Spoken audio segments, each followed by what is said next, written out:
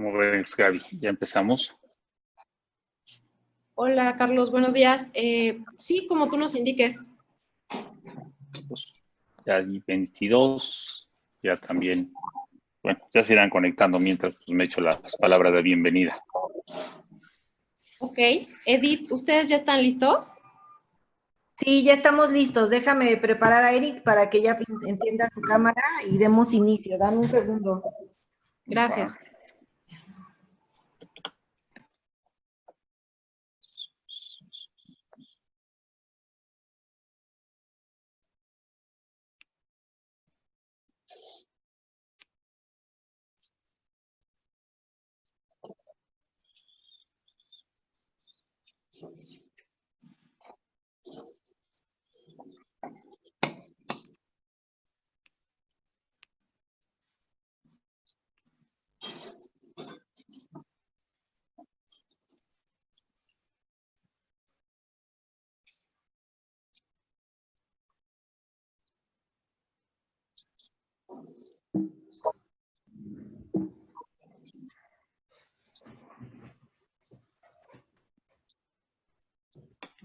Eric, buenos días.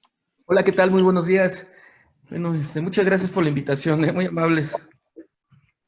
Gracias a ti. Pues ya, si estamos listos, Eric. Sí. Pues ahora sí que empiezo. Bueno, pues buenos días a todos. Soy Carlos Cutolén, que Eric no me había presentado, presidente de la Cámara Textil de Puebla y Tlaxcala. Buenos días a todos. Me da mucho gusto que nos acompañen el día de hoy. Antes que nada, quiero darles la bienvenida y presentarles a nuestro ponente, Eric Guerrero Rosas. Bienvenido, Eric. Eric Guerrero es uno de los analistas financieros más reconocidos y posicionados de México, además de que cuenta con un gran historial de pronósticos acertados en materia económica y política. Seguramente lo recordarán porque fue comentarista del noticiero Hechos de la Noche de TV Azteca por más de 24 años. Como ustedes saben, ante la incertidumbre que vivimos actualmente, la información se convierte en nuestra herramienta más importante. Por tal motivo, y sin más preámbulo, los dejo con Eric Guerrero, quien nos dará una charla sobre lo que se espera en materia económica para este último semestre del año. Al final de esta plática, haremos una sesión de preguntas y respuestas para que por favor participen levantando la mano por Zoom o nos los hagan llegar por chat las preguntas. Gracias por su asistencia. Adelante, Eric, por favor. Muchas gracias, pues muy buen día y nuevamente agradezco mucho esta gentil invitación que me hacen para pues, platicarles sobre el panorama, qué es lo que estamos esperando, sobre todo hacia adelante, ¿no? Donde, pues, obviamente, como todos sabemos, el panorama ha sido demasiado complicado y tenemos malas noticias, pero también vamos a hablar de la reactivación, cómo esperemos que se vaya dando. Sin embargo, bueno, antes de entrar en materia, como estos temas ustedes saben son muy polémicos, son temas que desatan mucha pasión, pues siempre tengo por costumbre hacer algunas advertencias y no quisiera dejarlas pasar rápidamente. No, la primera advertencia, pues es recordar que nadie es poseedor de la verdad absoluta, nadie por más títulos académicos, por más experiencia, por más éxito que logre en su vida, pues nadie tiene en sus manos la verdad absoluta. Y lo traigo a colación porque lo que vengo a presentarles a ustedes, pues es mi muy particular punto de vista, cómo veo las cosas desde mi trinchera, es una opinión. La segunda advertencia es la más importante para mí. Yo estoy convencido que para tomar decisiones y proteger el patrimonio necesitamos plantear escenarios, por fuerza. Entonces, plantear escenarios siempre se corre un riesgo muy alto, el riesgo de equivocarse. Entonces, la advertencia va por este lado. Nadie tiene bola de cristal, yo no la tengo desde luego. Sí, hasta el día de hoy, el número de aciertos en materia de pronóstico económico y político supera mi número de errores. Pero evidentemente esto no me garantiza que no me pueda yo equivocar, o sea, en cualquier momento puedo incurrir en error. Pero aún así voy a asumir ese riesgo. Les voy a hablar a ustedes de lo que veo que puede suceder hacia adelante. Ahora, ¿por qué plantear escenarios es una actividad de alto riesgo? Creo que una estratega, por fuerza, siempre plantea estos escenarios. Y miren, a mí me gusta mucho traer a colación la frase del destacado jugador del hockey a nivel mundial, que refleja muy bien cuál es la calidad de un estratega. Vean ustedes lo que dice este señor. De los buenos jugadores patinan hacia el disco, pero los grandes jugadores patinan hacia donde va a estar el disco. Esa es la mentalidad estratégica, plantearse escenarios, darles una jerarquía, cuál es el más probable, cuál es el menos probable, y la utilidad de pensar de esta manera, pues es que cuando se presenta la contingencia, se presenta el escenario, por muy poco probable que lo pudiéramos haber considerado, ya tenemos ventaja, ya podemos dar una mejor respuesta, podemos actuar mejor. De hecho, otro destacado escritor, ha hecho varios bestsellers, señor Tony Robbins, también lo plantea en términos muy parecidos. La anticipación es la clave del poder. Los perdedores reaccionan, los líderes se anticipan. Y miren, hago mucho énfasis en esta cuestión, porque este maravilloso libro que ustedes ven en pantalla, del doctor Friedman, vean cómo él define la palabra estrategia. De contar con una estrategia significa tener la capacidad de controlar el mundo, de analizar a corto plazo y la habilidad para prever las consecuencias a largo plazo, a plantearse los escenarios. Es la inteligencia práctica en situaciones de incertidumbre. Entonces, hagamos pues un ejercicio de inteligencia práctica. Vamos a plantear algunos escenarios y con la finalidad de que si se presentan, pues poder tomar decisiones. El primer punto que quiero tratar con ustedes es que para tener una idea clara de lo que estamos enfrentando y de lo que puede venir más adelante, pues vamos a hacer un diagnóstico, ¿no? de la magnitud de esta crisis. Hacemos una pausa para pedirles que silencien su micrófono todos, por favor. Ah, por favor, me están pidiendo si son tan amables de poder silenciar su micrófono, porque hay mucho ruido, por favor. Bien, perfecto, muchas gracias. Entonces les comentaba que primero tenemos que evaluar a qué nos estamos enfrentando, rápidamente la magnitud de la crisis para poder proyectar hacia más adelante. Entonces, el primer punto es que, pues obviamente la pandemia complicó las cosas horrible. Miren este estudio reciente del Banco Mundial, ellos dicen que no existen registros de correcciones a la baja en la tasa de crecimiento tan súbitas y tan drásticas como los que estamos viviendo en la época actual. Dice, si el pasado sirve como referencia, dice el Banco Mundial, los pronósticos podrían empeorar más. ¿Cuál es el problema con este tipo de situaciones inesperadas y de emergencia? Que normalmente las cosas suelen salir peor de lo que todo el mundo se imagina y de lo que los propios analistas pronostican. Miren, cuando el Banco Mundial asegura que en América Latina se está enfrentando la crisis más grave en los últimos 100 años, no exagera. Miren, aquí están los datos del último centenario y vean, o sea, la caída del PIB ha sido realmente drástica, o sea, la más grave de los últimos 100 años. Y lo que llama la atención de esta crisis y de su gravedad es que, como señala otro estudio del Club de Ricos, de la OCDE, nunca en la historia del capitalismo tantos países habían estado en crisis al mismo tiempo. Esto es lo que llama la atención de lo que estamos enfrentando ahora. Vean ustedes en este gráfico de la OCDE, podemos ver el número de países que a lo largo de los años habían estado simultáneamente en crisis y se rebasa el número de países que fueron afectados por la Gran Depresión, ¿no?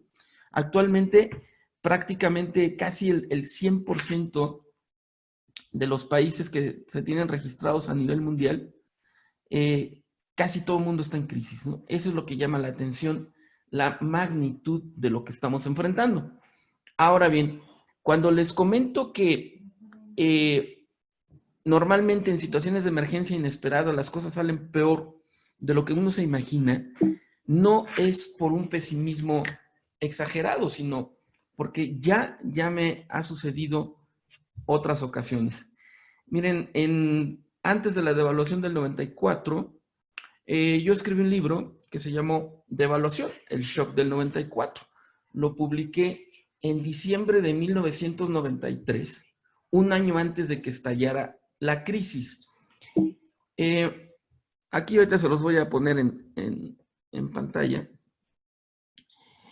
Y entonces, cuando mataron a Luis Donaldo Colosio, el candidato del PRI a la presidencia, pues ustedes recordarán, se dio fuga de capital, se desató la incertidumbre en los mercados, y entonces a mí me llamaron de la revista Proceso para entrevistarme, y me preguntaron, me dijeron, oye, a ver, tú hablas de una devaluación del tipo de cambio. ¿a cuánto se va a ir? Ustedes recordarán, estaba en 3.40 en promedio el tipo de cambio, y yo les dije, se va a 5 pesos. La verdad me quedé muy corto. Ustedes recordarán, ya cuando vino la crisis se fue hasta 7.40. Y me preguntaban los de proceso por la tasa de crecimiento económico. ¿A cuánto se va a ir la caída económica? Y entonces yo les comentaba a los de proceso, miren, aquí está la pantalla, el libro y la entrevista de proceso del otro lado. Entonces yo les dije a los de proceso, se cae el PIB menos 1%. Y finalmente se cayó menos 6%. Ahora, esto de que las cosas normalmente salen peor que cualquier pronóstico, ya lo volví a vivir ahora con la pandemia. Hasta diciembre del año pasado, 2019, aquí tienen copia de una encuesta que hace Banco de México, cada mes se la aplica a especialistas del sector privado. La expectativa de la mayor parte de mis colegas, casi todos decían que íbamos a crecer 1% en el año 2020. Sin embargo, yo traía ya otra expectativa. Yo escribí este libro que ven en pantalla, AMLO y la 4T, lo que viene para México, lo escribí en el verano de 2019 y lo publiqué en el mes de noviembre. Entonces, más adelante vamos a ver las razones. Yo comentaba que yo no estaba de acuerdo con mis colegas y yo decía, más adelante explico los factores. O sea, por todas estas razones, estimamos que México corre el riesgo de entrar en una crisis en 2020 y con una caída del PIB de menos 1 o menos 2%. Yo me la pasé advirtiendo en todas las conferencias, en las entrevistas en medios que me hicieron a lo largo del 2019, que en 2020 se iba a caer la economía, que íbamos a vivir crisis. Y miren ustedes que, pues evidentemente yo no tenía idea de que venía lo del coronavirus ni venía lo de la pandemia. Ahorita vamos a ver por qué traía yo ya este escenario de crisis. Evidentemente, pues la pandemia agravó las cosas, pero ya la situación ya venía mal, ya venía complicada. Y miren, pues ahora ya el consenso es que vamos a tener por lo menos una caída de menos 10%, ¿no? Aquí está el IMEF que ha ido empeorando su pronóstico, el más reciente ya lo ubica la caída del PIB en 9.5%, está el banco suizo UBA, calcula la caída en 9%, Citibanamex 9%, JP Morgan 10.5%, el Fondo Monetario Internacional también 10.5%, está Bilbao Vizcaya, Bancomer, se van más lejos, bajo ciertas condiciones esperan una caída de hasta 12%, que puede ser probable, vamos a ver por qué. La prestigiada firma Deloitte, menos 10.3%, Santander también está por ahí del menos 10%. Entonces, parece ser que tenemos, por desgracia, garantizada una caída de menos 10%. Ahora bien, aquí me estoy apoyando, me voy a apoyar en datos duros, no son exageraciones. Vamos a tener, por desgracia, una de las caídas del PIB de las más graves a nivel mundial. Mundial, no es ninguna exageración.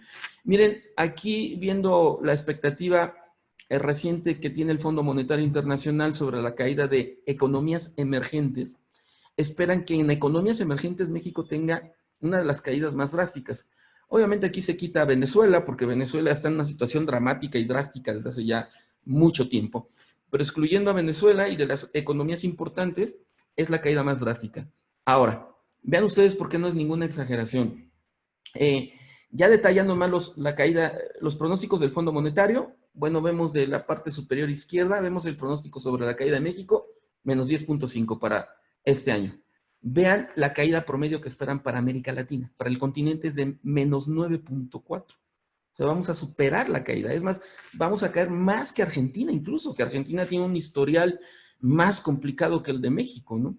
Vean el pronóstico de la caída de la zona euro en su conjunto.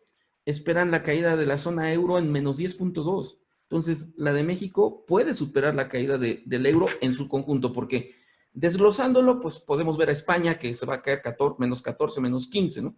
Pero en conjunto, vean cómo la caída es más drástica, la más drástica de América Latina y el Caribe, la más drástica más que el euro, la zona euro, que África también, Asia Central, Asia emergente y en desarrollo. Y la tasa de a nivel mundial, global, que es de menos 4.9. Entonces, no es ninguna exageración, no es pesimismo exagerado, por desgracia, decir que vamos a tener una de las caídas más drásticas a nivel mundial.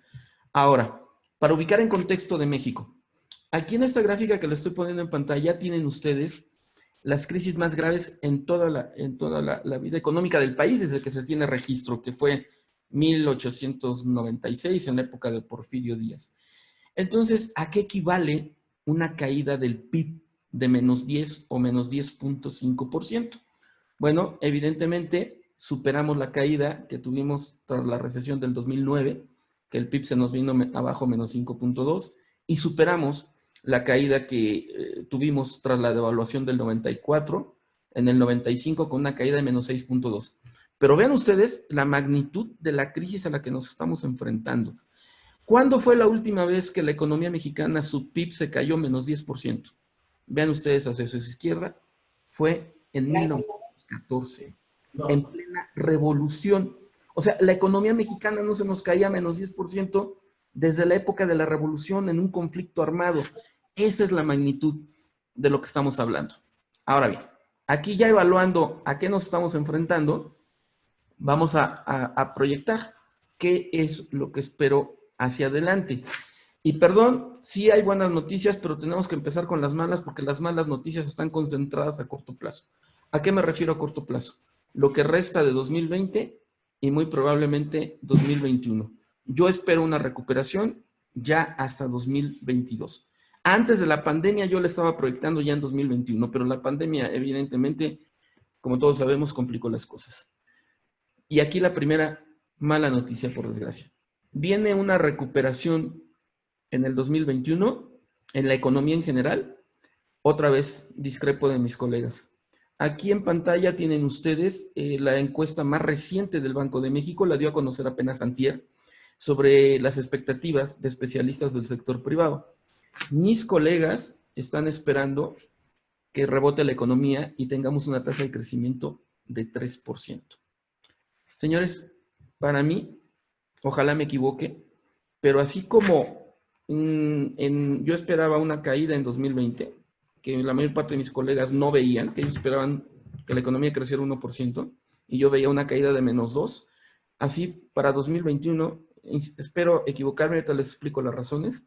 Señores, yo espero, por desgracia, que va a continuar la caída de la economía mexicana. El siguiente año va a seguir siendo también de crisis, en general. Va a haber algunos sectores que repunten, ahorita lo vamos a ver, va a ser una recuperación muy desigual, pero en conjunto la economía mexicana va a continuar en crisis. La razón fundamental tiene que ver con la inversión privada.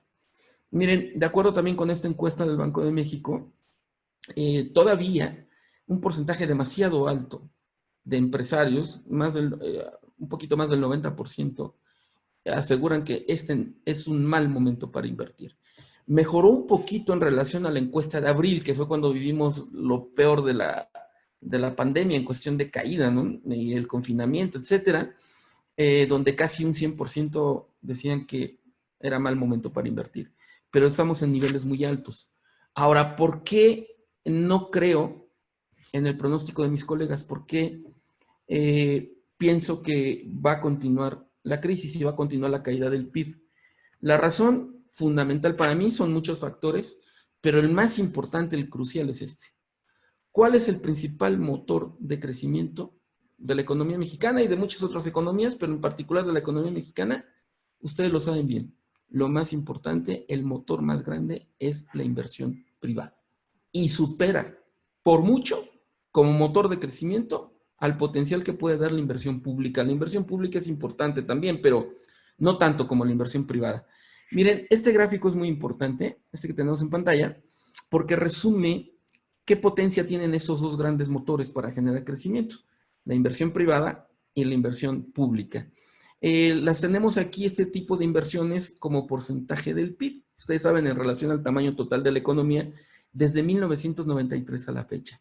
Entonces, ven ustedes, la zona sombreada gris es lo que representa el motor de la inversión pública, gasto de gobierno productivo, infraestructura, etcétera. Representa aproximadamente, desde 1993 a la fecha, aproximadamente un 3-4% del PIB. Es lo que ha promediado la inversión pública, ¿no? Antes de la pandemia. ¿Es un motor importante? Sí. ¿Se debe de estimular gasto público? Sí. Pero ya saben ustedes, pues de repente sí tenemos obras importantes. La más importante, una que va a detonar crecimiento fuerte en la península, es el Tren Maya, a pesar de la controversia que hay. Creo que sí va a haber ahí crecimiento. También el corredor transísmico, el corredor económico del sur va a tener un despegue importante. Pero dos obras faraónicas definitivamente son Dos Bocas en Tabasco y la construcción del nuevo aeropuerto en Santa Lucía. Entonces, pero aún suponiendo que todas estas obras en su conjunto van a ser productivas, 4% del PIB ha promediado la inversión pública. Y vean ustedes, la zona azul, en la inversión privada es el verdadero motor de la economía mexicana. Ha promediado la inversión privada entre 17 y 19 puntos porcentuales del PIB. O sea, nada que ver con la inversión pública. Si me permiten hablar en sentido figurado, para resaltar la importancia de la inversión privada, hagan de cuenta que la inversión pública equivale a la potencia de un motor de un Volkswagen, unos 60 caballos de potencia, 70, y la inversión privada equivale al motor de un Camaro, ¿no? De 400 caballos de potencia. Esa es la gran diferencia. ¿Por qué pongo énfasis tanto en esto que todos sabemos? Aquí nada más le estoy poniendo un número, que todos sabemos que la inversión privada es la más importante, porque de esto depende si hay posibilidades de reactivación sólida o no. Y entonces, lo que hemos visto desde 2019 es que la inversión privada ha estado cayendo, cayendo y cayendo. Esto es importante porque va más allá del coronavirus. O sea, hay personas que piensan que encontrándose una vacuna, un tratamiento, ya superándose este problema, se va a reactivar la economía como por arte de magia, la economía mexicana, ¿no? En países desarrollados puede suceder otra cosa. Ahí sí la recuperación parece ser que sí está haciendo en forma de V. Aquí no. Ahorita vamos a ver por qué. Pero una de las razones importantes es que va más allá de la pandemia y gobierno federal, ustedes saben, ha estado golpeando muy fuerte la inversión privada. Aquí nada más un recuento para darnos una idea de cómo hemos estado dándole de patadas al canasto del PAN, gobierno federal. Miren, empezamos con la cancelación de lo que iba a ser el nuevo aeropuerto. Todavía cuando no tomaba posesión Andrés Manuel López Obrador, que fue un golpe durísimo para la confianza, y desde ahí se empezaron a deteriorar las expectativas de crecimiento, y desde ahí empezó a caer los porcentajes de inversión privada. Después, ustedes recordarán, amenazaron con renegociar los contratos de un importante gasoducto que iba a conectar a Tuxpan con el estado de Texas. Ahí era para doblar, fue un mensaje para Carlos Slim, porque también un objetivo del presidente López Obrador es consolidarse en el poder. Entonces tenía que doblar a las élites y un miembro peligroso era Carlos Slim, que puso en jaque en algún momento al gobierno de Peña Nieto. Entonces él era uno de los principales inversionistas, entonces no le importaban las consecuencias económicas al presidente para doblarlo políticamente, amenaza con cancelar este contrato.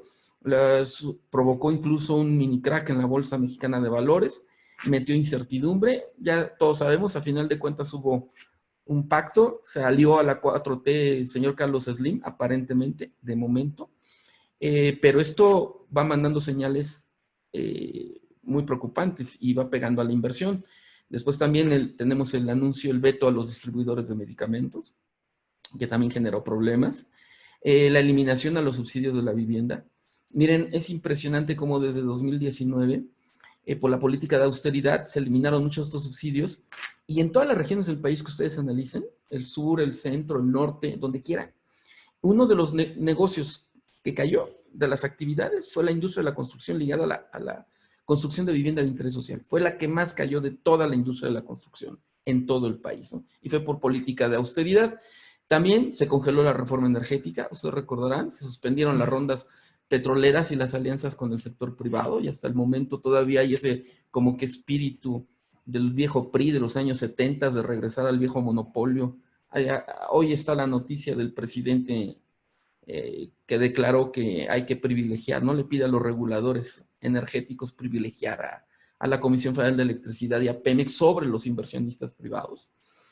También se le pegó muy fuerte al sector eléctrico, ustedes saben, suspendiendo las subastas para también un congelamiento de la reforma eléctrica, igual que a la energética. Entonces fueron golpes sucesivos a la inversión privada, se desaparecieron de un plumazo las zonas económicas especiales, que en China funcionaron muy bien para generar crecimiento económico. Ya había algunos avances importantes en México y fueron cancelados de un plumazo. Otros golpes, con este estire y afloje con Manuel Bartlett, el director de la Comisión Federal de Electricidad, pues, hubo aumento en las tarifas de transmisión eléctrica, en algunos casos hasta de un 800%. Entonces la rentabilidad del capital baja con estos aumentos de costos, y siendo el principal motor la inversión privada, pues, esto ha agravado las cosas. O sea, no nada más es cuestión de la pandemia, o sea, sí, un factor inesperado, grave la pandemia, pero esto va más allá de eso, ¿no? En un principio, mucho tiempo, estuvieron suspendidas las obras inmobiliarias en la Ciudad de México, o sea, se frenó casi de golpe a la industria de la construcción. Ya después la señora Sheinbaum ya entró en razón y ya permitió la reactivación de estas obras, pero fue un golpe bárbaro para la industria de la construcción durante mucho tiempo en la Ciudad de México.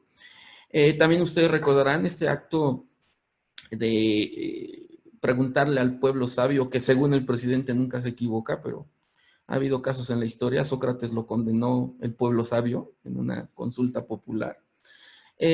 Suspensión a mano alzada de inversiones privadas. Perdón por la expresión, pero es que como analista de repente me enoja mucho este tipo de cosas y pues de repente le preguntan a un grupo de pelados a 100 o 200 partidarios del partido en el poder, se cancela la cervecería en Mexicali y levantan la mano los 200 pelados y se cancela la inversión, y se canceló en Mexicali, se canceló un tren interurbano en Durango, y en fin, esto ha hecho mucho daño en todo este contexto. También se desmantelaron los apoyos al sector agrícola. Dentro de los bancos de los fuertes, Banorte es de los que más preocupan porque está muy dedicado Banorte a apoyos al sector agrícola y se desmanteló. Entonces se viene abajo la actividad productiva de varios sectores de este sector que, bueno, habían estado recibiendo apoyos, y se pasa ya al viejo esquema de repartir dinero directamente a los ejidatarios, ¿no? Tratar de resucitar aquello de que el campo está preparado para votar, no para producir, ¿no? Pero para la actividad productiva, este desmantelamiento de apoyos pegó de manera importante. Insisto, ahí está Banorte, que puede, si son sinceros con la opinión pública, pueden decir que sí es uno de los factores que más les ha pegado, ¿no? También la política de austeridad en otras áreas, los recortes al gasto público que afectaron a la industria de la construcción, cambio de reglas en las energías renovables, ¿no? Entonces han sido demasiados golpes. Y se ha reflejado en el ánimo de los inversionistas, no nada más nacionales, sino extranjeros, ¿no? Ustedes recordarán cuando el presidente, que se había hecho célebre en campaña, cuando se había quejado de que las hélices, los reflejos de la inversión eólica se veían muy feos, afeaban el paisaje, cuando andaba recorriendo la Rumorosa entre Tijuana y Mexicali en la carretera, pues el presidente le ha puesto trabas a este tipo de energía que venía muy bien, y entonces provocó protestas de inversionistas de Canadá y de la Unión Europea. Miren lo que dice Duncan Wood, un directivo del Wilson Center, creo que resume muy bien el impacto de este tipo de decisiones sobre la inversión privada.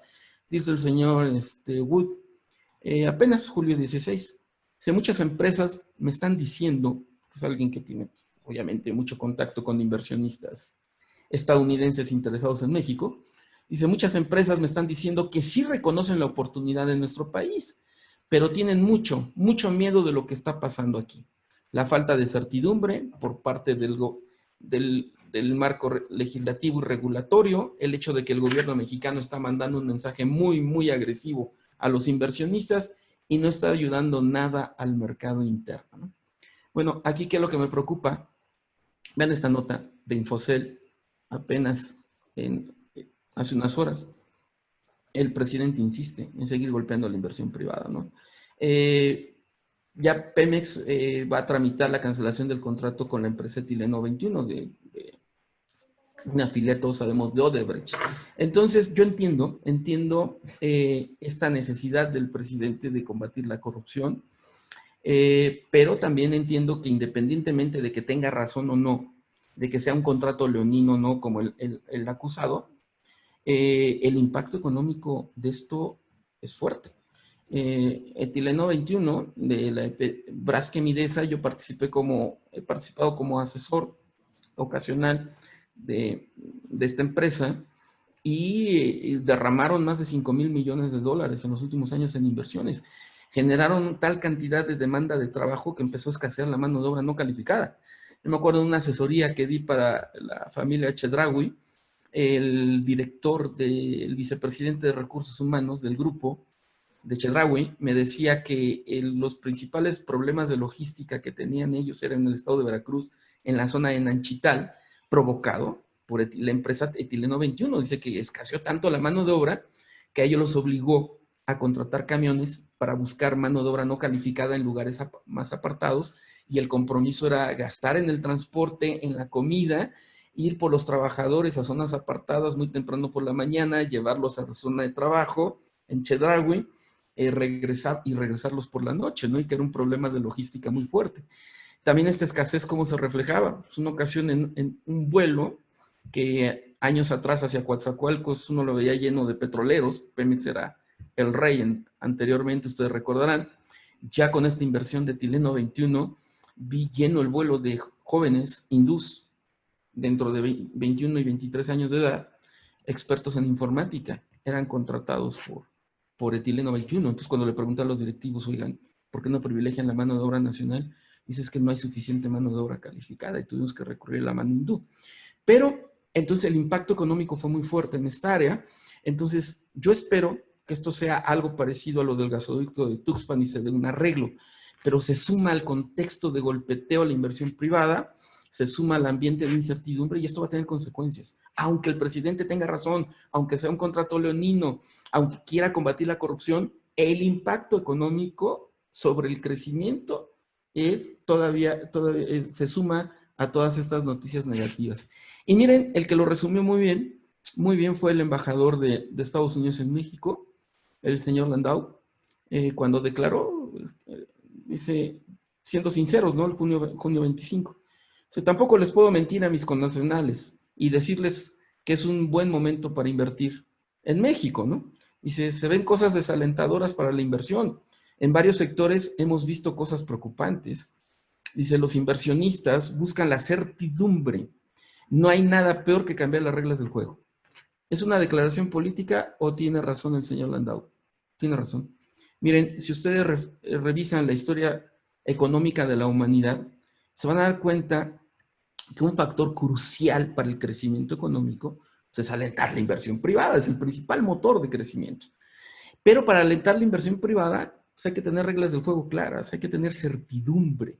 Eso es algo que ha pesado siempre en la historia de la humanidad. Miren, una prueba. Este libro que tienen en pantalla, maravilloso, dos grandes historiadores, ¿por qué fracasan los países? Y nos dicen, los países pobres lo son porque quienes tienen el poder toman decisiones que crean pobres. O sea, no nada más es la pandemia. Esto va mucho más allá de la pandemia. Es este ánimo anti-inversión privada lo que va a provocar que tengamos una de las caídas más graves a nivel mundial.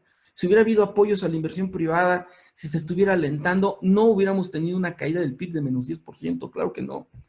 Ahora bien, aquí en este libro me llama la atención porque vean el papel de lo que es dar confianza, la certidumbre en la inversión. Estos autores, nada más por citar un ejemplo, hablan de cuando cayó la República Romana y pasó a ser imperio, se dio una incertidumbre muy fuerte, entonces ya los emperadores empezaron a actuar con un poder más absoluto. Vean lo que dicen estos historiadores, refiriéndose a esa época de la antigua Roma. Dice, se vivió un periodo de intensa inestabilidad política. Pocas personas estaban dispuestas a invertir cuando el emperador podía cambiar de repente de idea y prohibir el comercio, con lo que la inversión en barcos, equipos y relaciones comerciales no valdría nada. Entonces nuestro emperador, el señor presidente, está cambiando de opinión a cada rato. Ahora, ¿qué tanto ha caído la inversión? No solamente la inversión fija bruta, ya veíamos las cifras, la inversión, sino también la inversión extranjera directa, la productiva. También ha estado cayendo. Aquí está datos del Banco de México. Vean ustedes cómo prácticamente cayó la inversión en 2020, lo que va en 2020, hemos perdido unos 10,000 millones de dólares en inversión productiva. Ahora, Estados Unidos nos puede levantar, porque en Estados Unidos parece que puede haber ya se están dando signos de alguna reactivación y ya todo el mundo le apuesta a que muy probablemente 2021 ya sea un año de crecimiento económico. Aquí están las expectativas de los expertos del sector privado, según esta encuesta que les he comentado del Banco de México, esperan un repunte de 4%. ¿Podríamos esperar un repunte en México?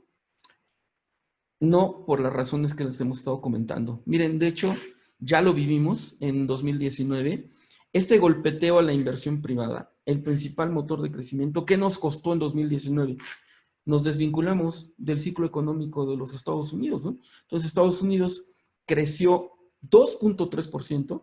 Era para que la economía mexicana, vean la trayectoria de este gráfico, la trayectoria histórica, era para que hubiéramos crecido por lo menos 3%. Pero con tanto golpeteo a la inversión privada, sin coronavirus, antes de la pandemia, pues caímos menos 0.1%. Entonces, obviamente la pandemia agrava las cosas, pero seguimos dándole de golpes a la inversión privada. Seguimos con este importantísimo motor de crecimiento apagado, y entonces, pues viene el desplome inesperado de menos 10. Ahora, ¿es una buena noticia el Tratado de Libre Comercio? Sí, el TEMEC, desde luego, va a amortiguar más o menos. Ahorita vamos a ver, la recuperación va a ser tremendamente desigual en un principio, pero en general, todas estas razones de caída de la inversión privada y de la caída de la inversión extranjera productiva, que no va a alcanzar a compensar el TEMEC, no al menos en 2021, me hacen pensar y proyectar que la economía mexicana podría caer otra vez -1, -2%. Obviamente la caída no va a ser tan drástica como el 2020. Algunos hablarán ya comparando un trimestre con un anterior, podrán incluso ver repuntes, pero ya comparando trimestre de un año comparado con el trimestre de un año anterior, las cosas cambian. Pero en términos generales, yo lo que espero entonces es, por desgracia, si no veo una reactivación importante de la inversión privada, sigo viendo estos golpeteos y el TEMEC no alcanza a compensar, porque no es, si es algo positivo, ahorita lo vamos a evaluar, pero no milagroso. Por desgracia, yo espero una caída de -1, -2% del PIB en 2021. Ahora, hay otras razones. No solamente la cuestión de la caída de la inversión privada. Pemex también tiene que ver en este asunto.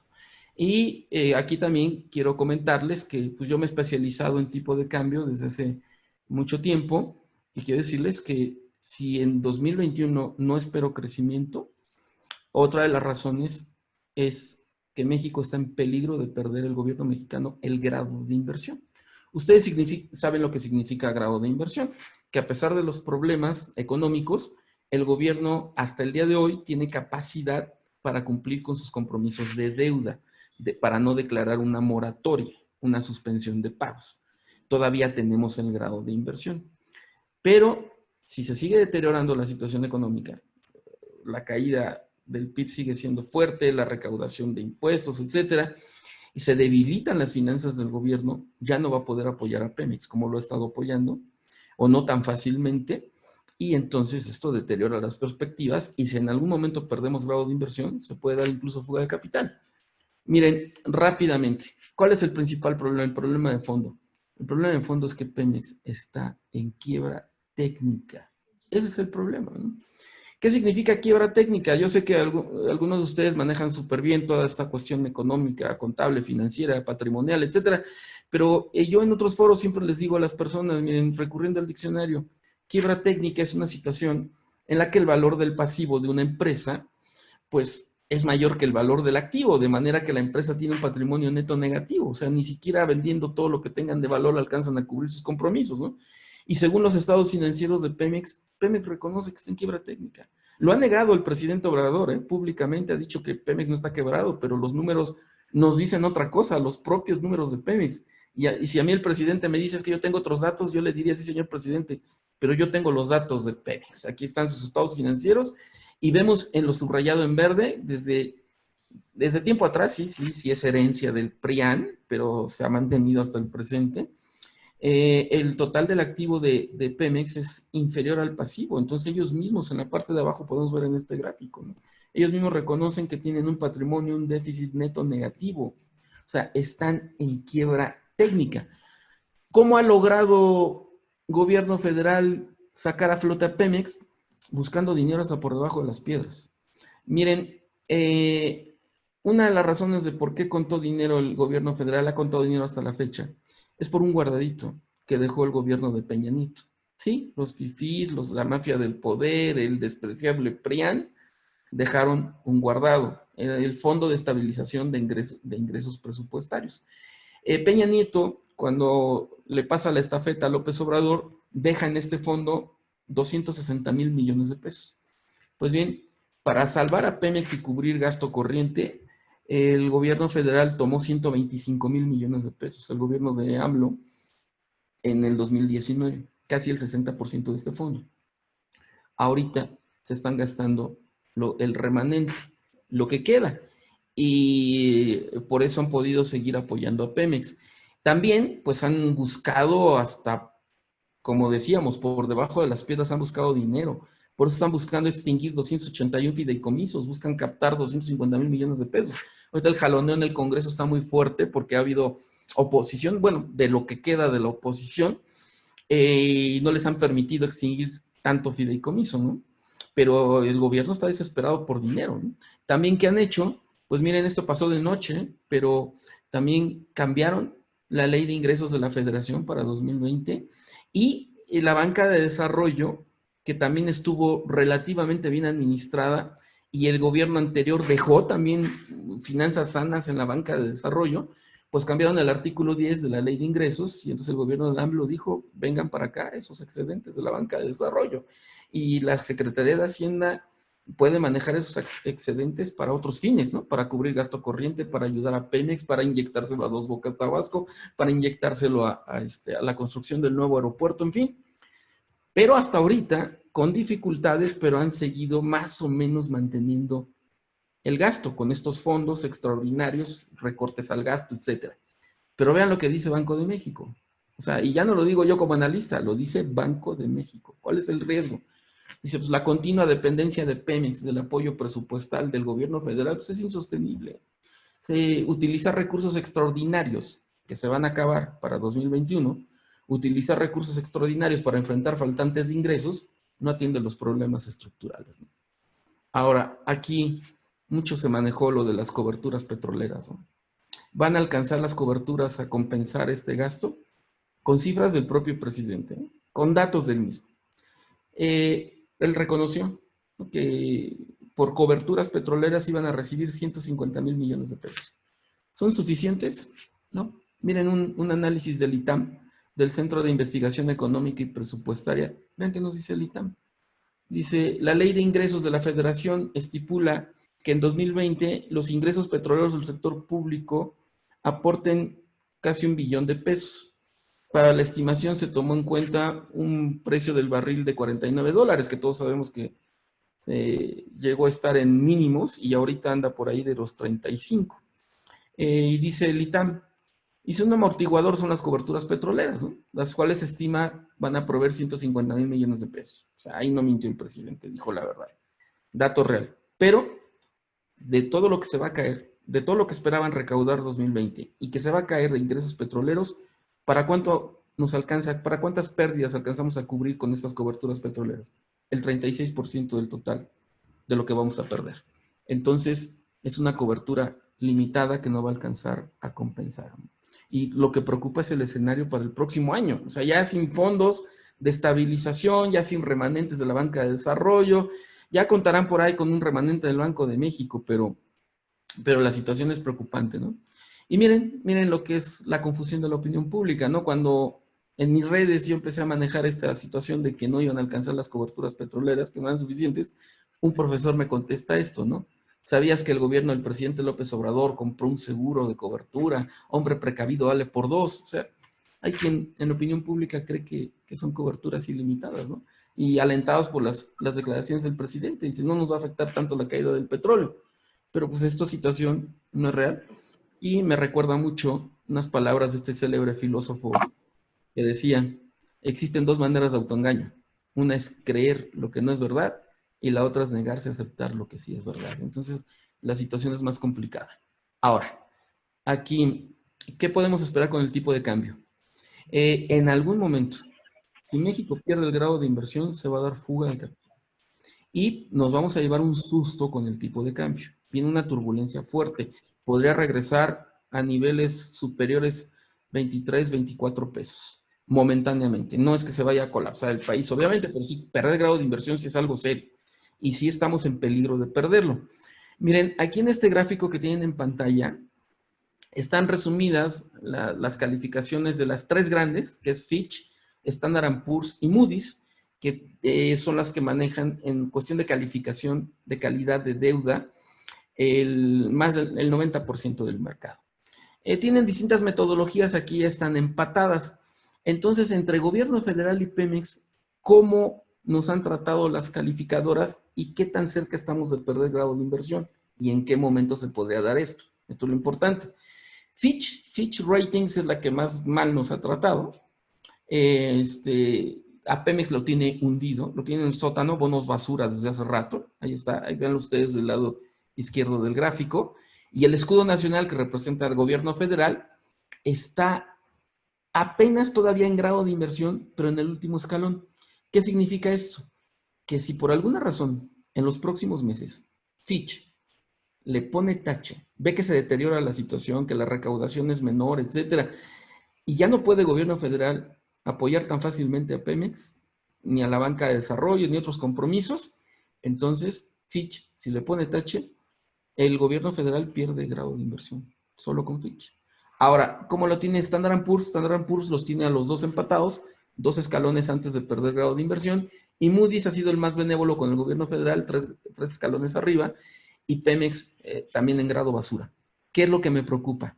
Me preocupa el efecto rebaño, que es tan común en estas cuestiones de asuntos financieros.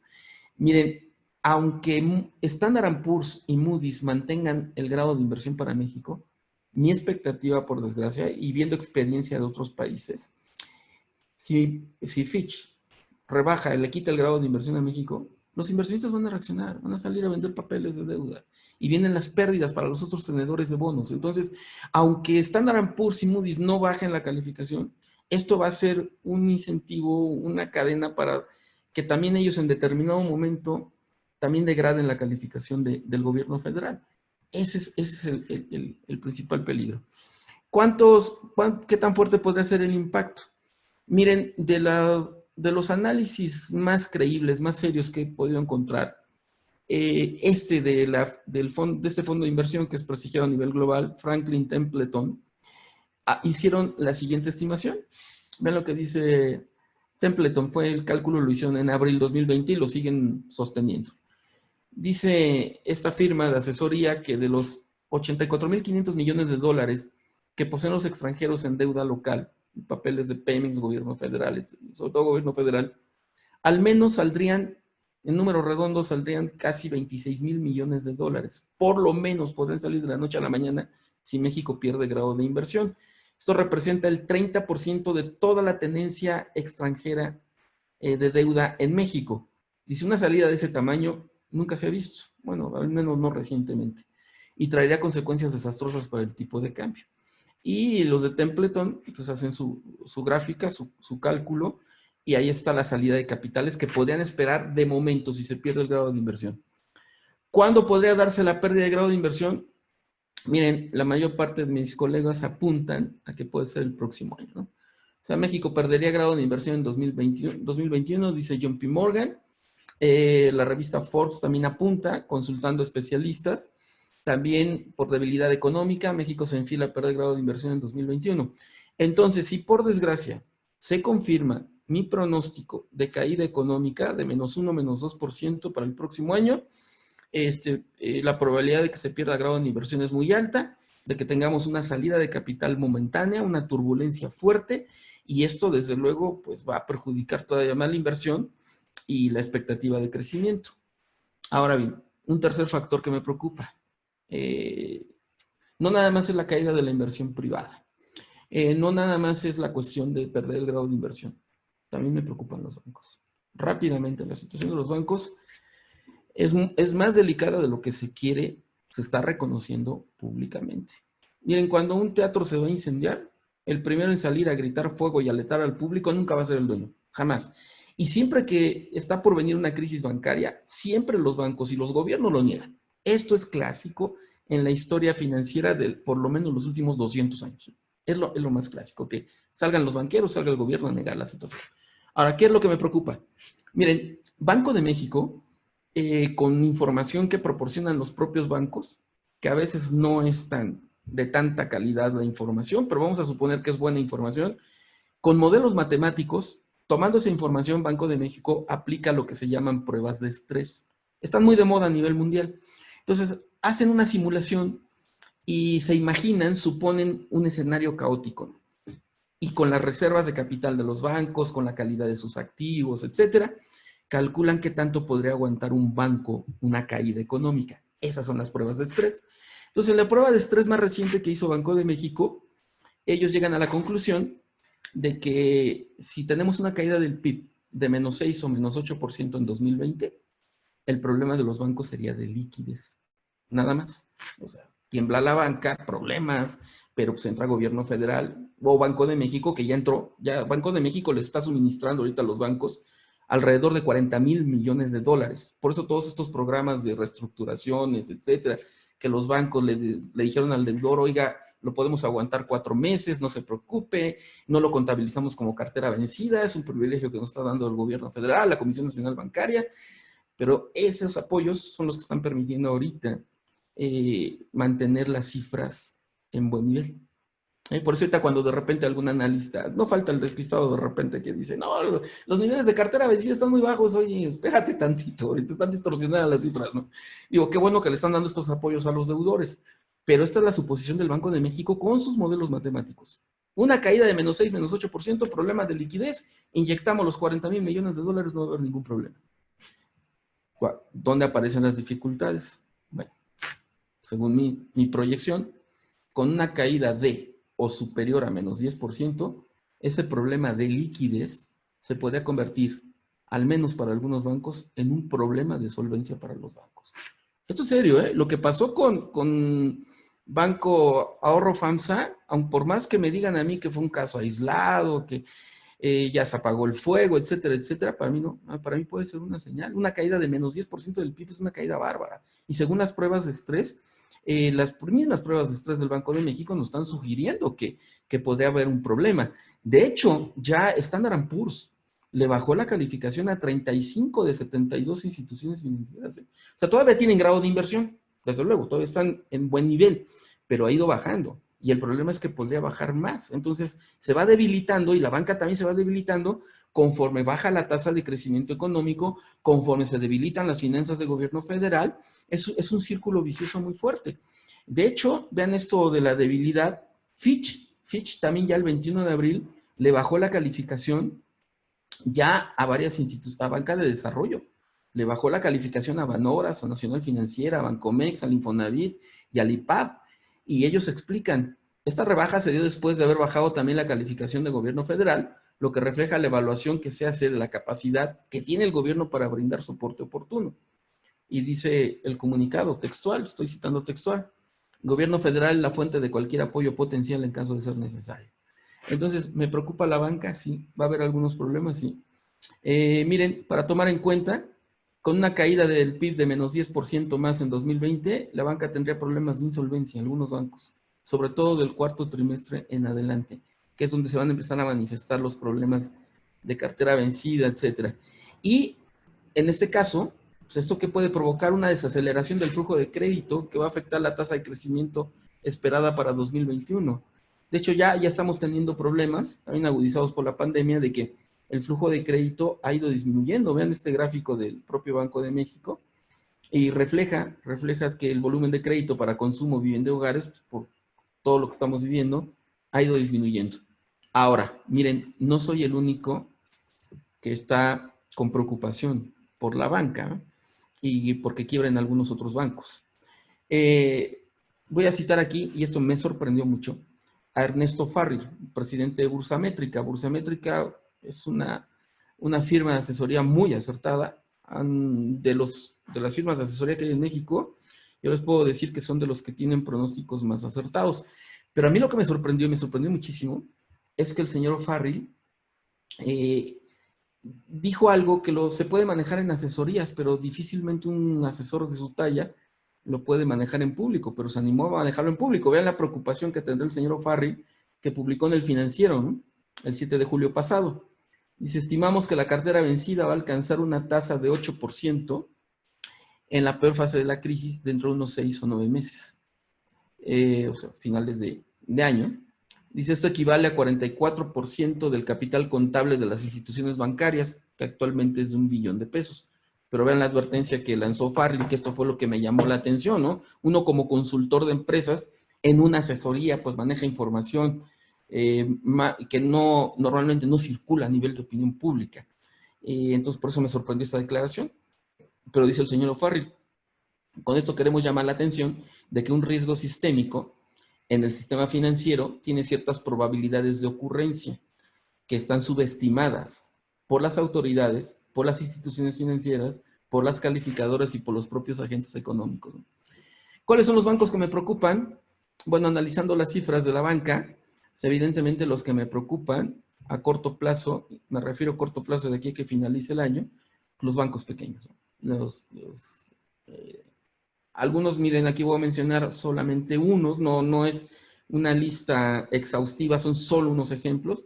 Por ejemplo, Autofin, por la caída de las ventas automotrices y también porque Autofin también depende del financiamiento en la banca múltiple. Bancoppel, Compartamos, Monex, Ve por Más, que algunos de ellos van a segmentos también muy vulnerables de la población, son los que en algún momento podrían también entrar en problemas de insolvencia, ¿no? O sea, no creo que, por desgracia, como están las circunstancias, que Banco FAMSA pueda ser el único. Riesgo medio, aquí Banorte, que es de los bancos importantes, lo pongo en riesgo medio por la cuestión agrícola, el impacto ha sido duro. Inbursa, Banco Azteca, Banco del Bajío, Multiva, a título de ejemplo. Entonces, esto es lo que me preocupa de la banca. Y si hay problemas de insolvencia en algunos bancos, disminuye más el flujo de crédito, y si disminuye el flujo de crédito, entonces la cuestión es de una tasa de crecimiento más baja. Entonces, esas son las razones de por qué mi punto de vista es diferente al de mis colegas. Caída de la inversión privada, la cuestión de posible pérdida de grado de inversión y debilidad de la banca mexicana, ¿no? Estos son los factores que me hacen pensar a mí que, por desgracia, podríamos tener otro año muy complicado en 2020. Ahora bien, ¿y recuperación? ¿Hay posibilidades de recuperación? Para mí, la recuperación general se puede dar en el año 2021, no antes. Y sí puede venir una recuperación que, igual y me equivoco, pero es mi impresión. Cuando en el 2009 vivimos una caída drástica, recordaban ustedes, también el PIB se nos desplomó horrible, yo empecé a proyectar un rebote y yo decía que la economía mexicana iba a crecer 5% en 2010. Muchos me decían, yo no veo ese repunte, no lo veo por ningún lado. Entonces yo les decía a las personas, viene una reforma fiscal, el famoso YETU de Felipe Calderón, van a reactivar el crédito, le van a dar a la banca todas las facilidades para que deduzca al 100% de manera inmediata todos los créditos, la cartera vencida, créditos irrecuperables, cualquier beneficio que le den al deudor, va a ser deducible el pago de impuestos, o va a reactivar la economía. Y ya veía yo también un repunte en Estados Unidos, en aquella época que estábamos muy ligados al ciclo económico de ellos. Viene un repunte. Finalmente, que nadie creía, vino la economía mexicana creció 4.8, 4.9 en el 2010. Con esa misma seguridad, ahorita les digo, las cosas pueden dar un giro. Un giro en cuestión de crecimiento económico, pero de 2022 en adelante. Ya, evidentemente, ya que se haya superado la cuestión de la pandemia y los tratados de libre comercio estén ejerciendo ya mejor impacto. ¿A qué me refiero? Primero, el secretario de Hacienda, el señor Herrera, ha estado declarando que va a ser una recuperación económica rápida pero asimétrica, es decir, desigual. Yo no estoy de acuerdo con el señor Herrera, no va a ser una recuperación rápida. Como les comentaba, yo espero, por desgracia, una caída económica el próximo año, pero sí estoy de acuerdo con el secretario de Hacienda cuando dice una recuperación asimétrica, o sea, una recuperación muy desigual. Habrá algunos sectores que se empiecen a recuperar en México y esta recuperación sea palpable en el último trimestre de año, sí, va a haber algunas excepciones. ¿Ligado a qué? Sector exportador.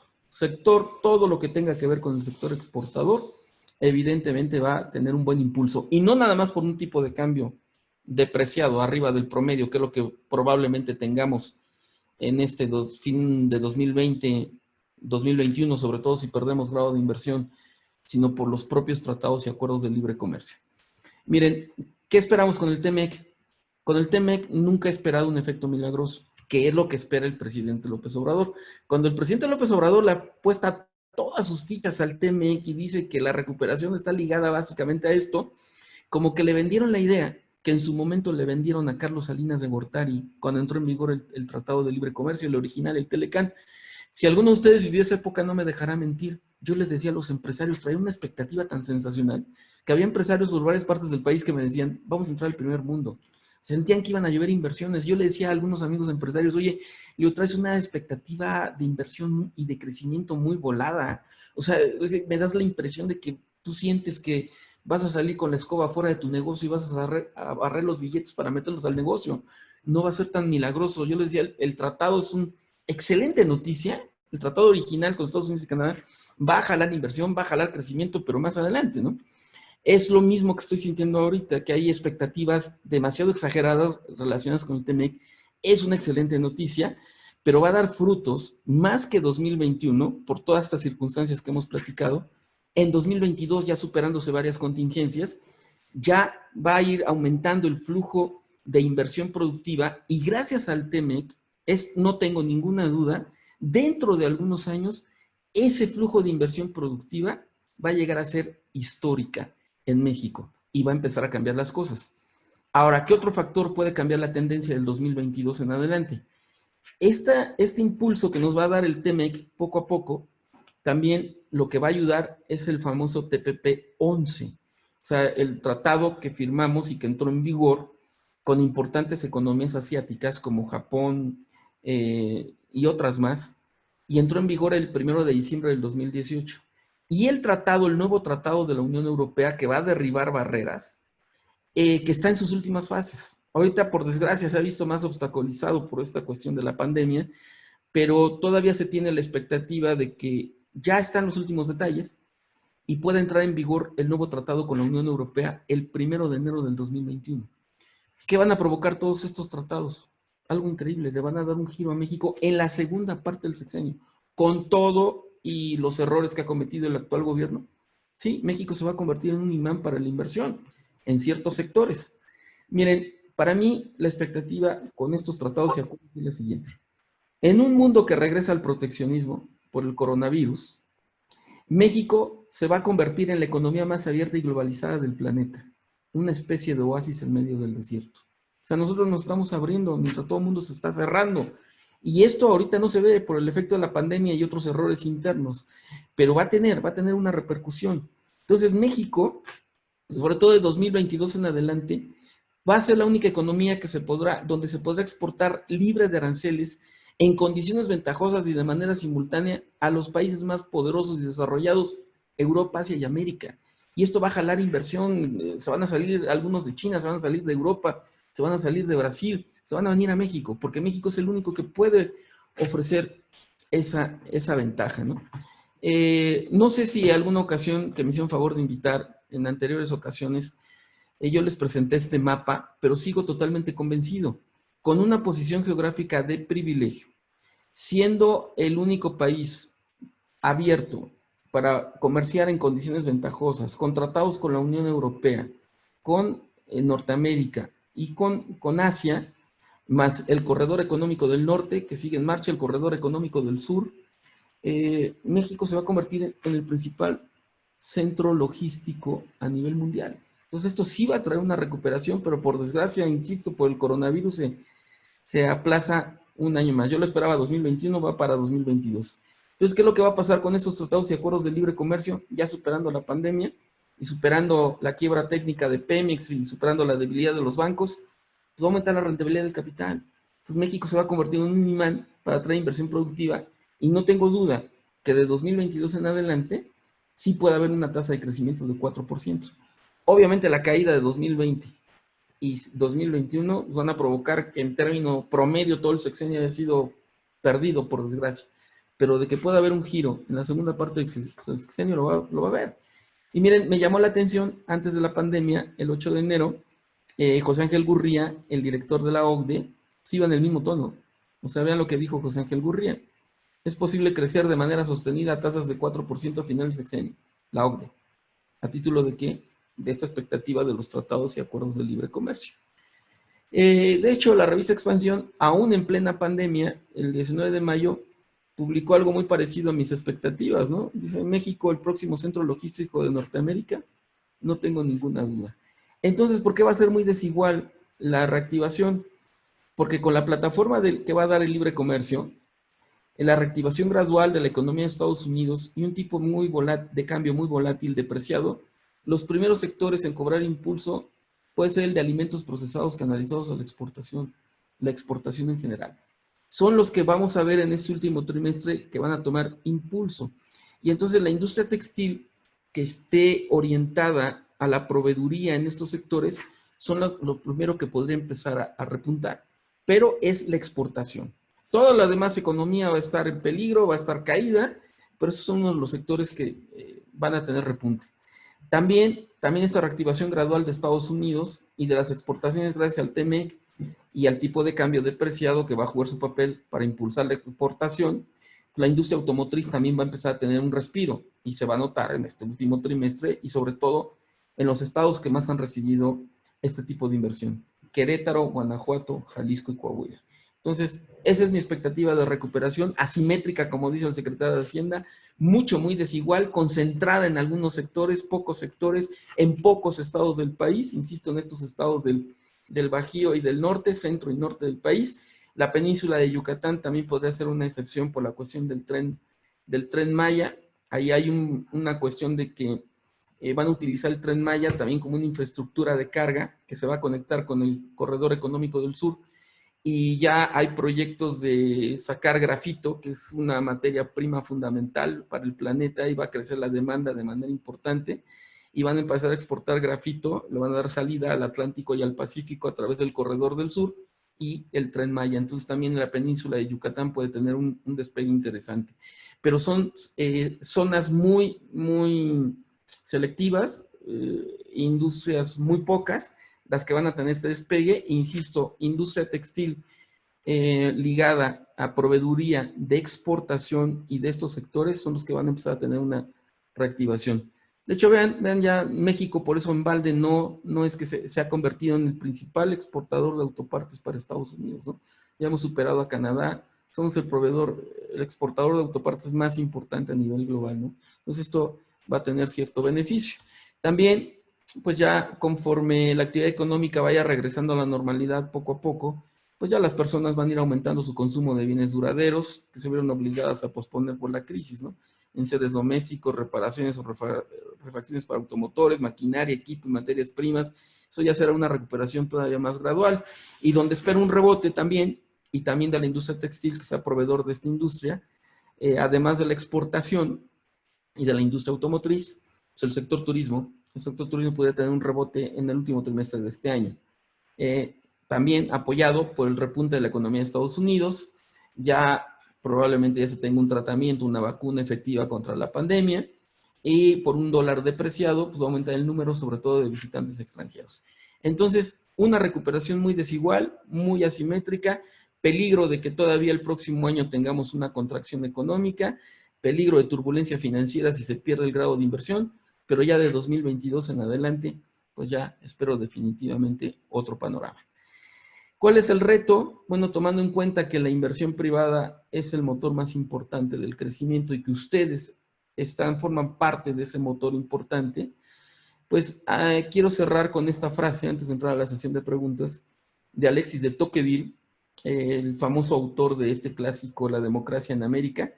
Tiene otro libro no tan conocido que se llama Memorias del pauperismo, pero se expresa muy padre de ustedes, los empresarios, los hombres de negocios, sector privado, y estoy convencido de esta frase, ¿no? Dice el señor Tocqueville: considero a la clase empresarial, de la que ustedes forman parte, como aquella que ha recibido de Dios la especial misión de proveer por su cuenta y riesgo la felicidad material de todas las demás. Entonces, señores, pues en la medida de lo posible, concentrarse en los sectores que pueden tener reactivación importante en el último trimestre de este año, sector dedicado a la exportación, algunos estados del centro y norte del país, península de Yucatán, y ya trabajar, aguantar en el peor de los escenarios, si no hay crecimiento en 2021 tampoco, para que ya venga un repunte en 2022 y cambien las circunstancias económicas, que yo creo que por estos tratados sí van a dar un giro importante. Bien, pues les agradezco mucho su atención y su tiempo, y si están dispuestos, pues pasamos a la sesión de preguntas.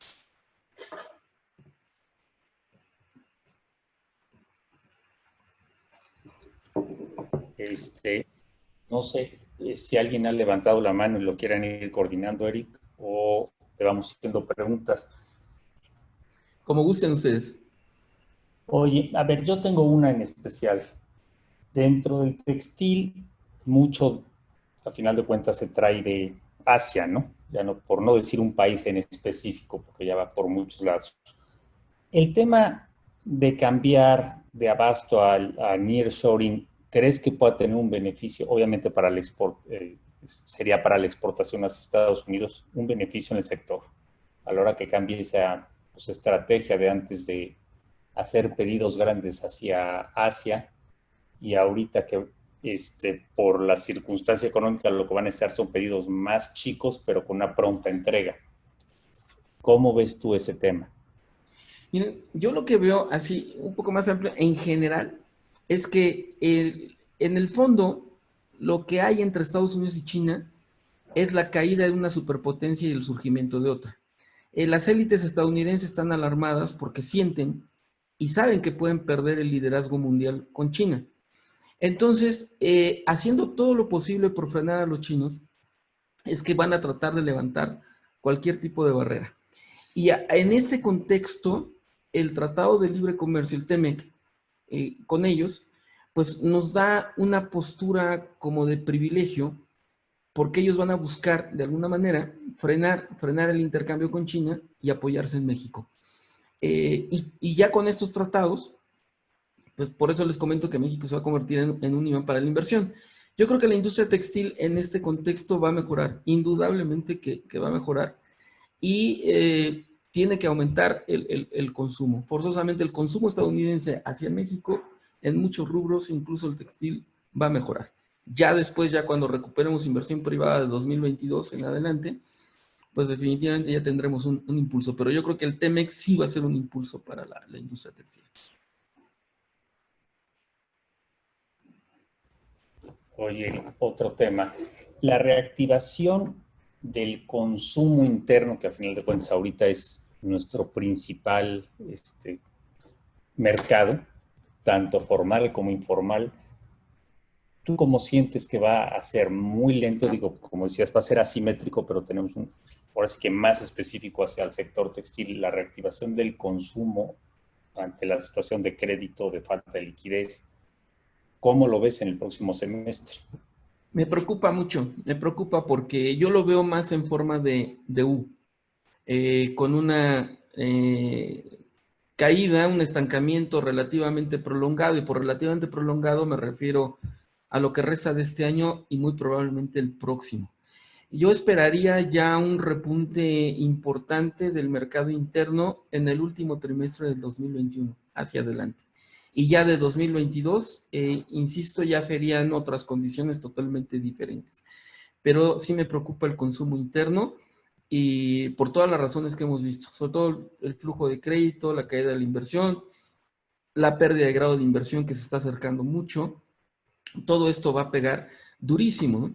Y la contraparte es que no sé ustedes en Puebla y Tlaxcala qué porcentaje esté dedicado a la exportación, porque eso sí es lo que va a tener un impulso bastante fuerte, ¿no? Y con un tipo de cambio probablemente más depreciado en 2021 que en 2020, y con la reactivación estadounidense, definitivamente la exportación puede tener un aire bastante interesante. Pero sí, mercado interno sí, mucho más lento.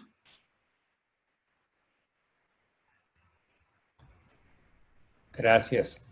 Nos pregunta Jorge García Teruel, ¿qué posibilidad ves de que López Obrador se vuelque hacia el proteccionismo con todo el discurso de la soberanía y eche abajo los tratados internacionales? No. Lo que él quiere ahorita, como buen populista, es afianzarse en el poder. Entonces, está luchando por someter a las élites locales y está luchando también por someter a la banca. En este contexto, que todavía va para largo, porque tiene un enfrentamiento muy fuerte con Coparmex y otros líderes empresariales que ya están formando un frente común en contra de él, mal haría si abre un frente con Donald Trump o con Biden, si gana, que parece ser, con el gobierno de Estados Unidos. Ahorita se ha sometido el gobierno mexicano a todos los designios de Donald Trump, precisamente lo veo como una estrategia política para no abrir un frente peligroso. Entonces, si tiene dormido al imperio, lo tiene calmado, lo tiene tranquilo, los tienen contentos, porque a pesar de todo lo que esté pasando dentro de México, el TEMEC le va a dar aire a la industria estadounidense, él está nadando de muertito con los Estados Unidos, entonces no se va a enfrentar a ellos. Entonces no lo veo ni este ni el próximo año que pueda abrir un frente. ¿En qué momento podría perder la cabeza, como lo han perdido otros populistas que se convierten en megalómanos, adictos al poder? ¿En qué momento podría perder la cabeza y entrar en enfrentamiento con Estados Unidos? Probablemente en la segunda parte del sexenio, siempre y cuando gane mayoría calificada el próximo año y tome el control total del país y una nueva constitución. Si llega el momento, que es lo que han pecado muchos megalómanos y populistas, de que pierda piso, se sienta muy fuerte, ya tenga sometidos a los banqueros, a las élites, esté consolidado en el poder, tenga el control total del país y nos esté llevando un régimen autoritario como en el pasado, y entonces se sienta muy envalentonado y se enfrente a los Estados Unidos, ya con el control interno, entonces en ese momento sí podría haber problemas. Pero de momento no, yo veo que, insisto, este año y el próximo va a seguir nadando de a muertito, estrategia política, no va a poner en riesgo los tratados y acuerdos de libre comercio de ninguna manera y va a seguir sometido al gobierno estadounidense. A ver cómo sería la relación con Biden en caso de ganar Biden, porque ya serían otros términos, ¿no? Aquí dicen que entre alacranes no se pican, populista de derecha, populista de izquierda, Trump y AMLO se han entendido más o menos bien. Habría que ver cómo cambia la relación si llegan los demócratas, pero más allá de eso, va a estar afianzado en los tratados y acuerdos de libre comercio. No se va a meter con ellos, es mi expectativa a corto plazo.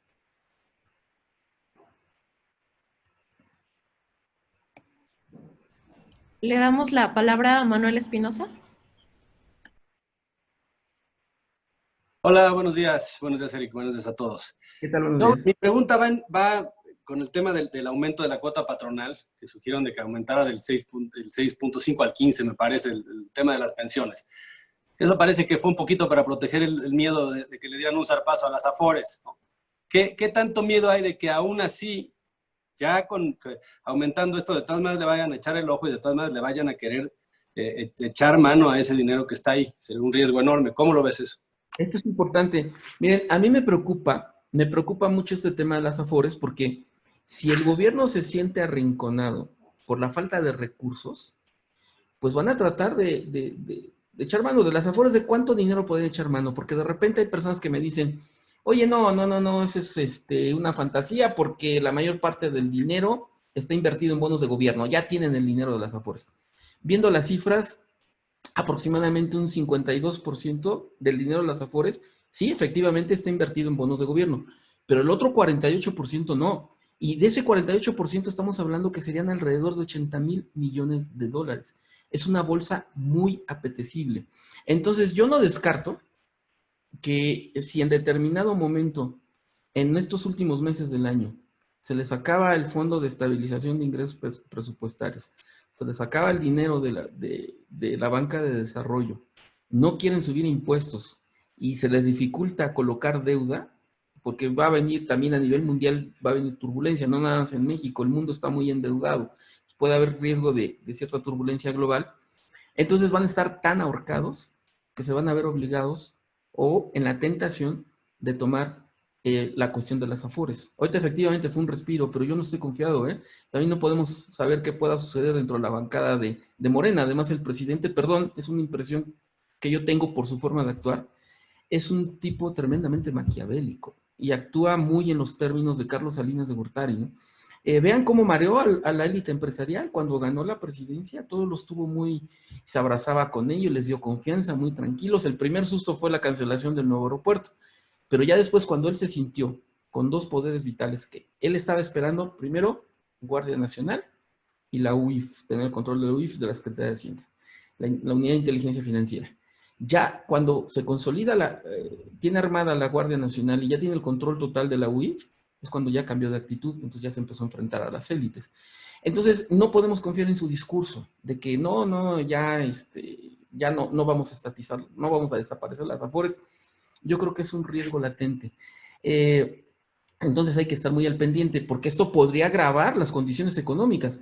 De ese 48% que se invierte en el sector privado, se invierte a través de fibras, la industria de la construcción, a través de acciones en el mercado local, el mercado exterior, quitando el mercado exterior, pues sería un golpe durísimo para la industria de la construcción mexicana. O sea, quitarían de esos 80,000 millones de dólares, por lo menos unos 60,000 millones están invertidos en papeles locales y derraman para el sector privado. Entonces, si agarran esos 60,000 millones de dólares para alimentar a un ejército de millones de estómagos agradecidos, el gasto social, para ganar mayoría calificada, que podrían hacerlo con ese gasto social, entonces estaríamos hablando de que todavía la caída de la economía, pues, crecería el riesgo que yo estoy viendo, ¿no? Entonces, yo estoy escéptico, estoy muy al pendiente.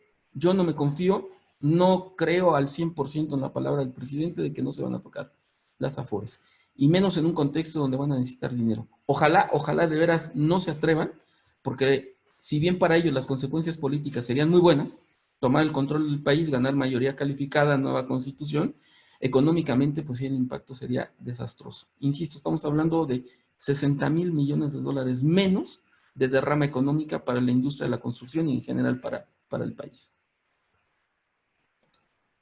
Ok. Juan Pablo Villar, ¿quieres tomar la palabra? Gracias, Gaby. Hola, Eric, ¿qué tal? Buenos días. Oye, me llamó la atención tu comentario que hiciste ahí de si gana Trump o gana Biden. Dijiste, seguro gana Biden, o lo entendí mal. Si es así, ¿por qué opinas que gana Biden? Con mucho gusto. Miren, por lo que he podido ver el sistema electoral estadounidense, allá indudablemente una crisis económica es mortal. Entonces, mi expectativa desde hace meses, cuando me preguntaban en distintos eventos, me decían, oye, ¿cuál es tu expectativa de la elección de Estados Unidos? Yo les decía, si Donald Trump llega con crisis económica, seguro lo echan, seguro pierde. Recuerdo en el 2008, cuando ganó Obama, yo estaba en un curso de marketing político y estrategia electoral en la Universidad de Washington. Al otro día que ganó Obama, teníamos una sesión con Frank Gill.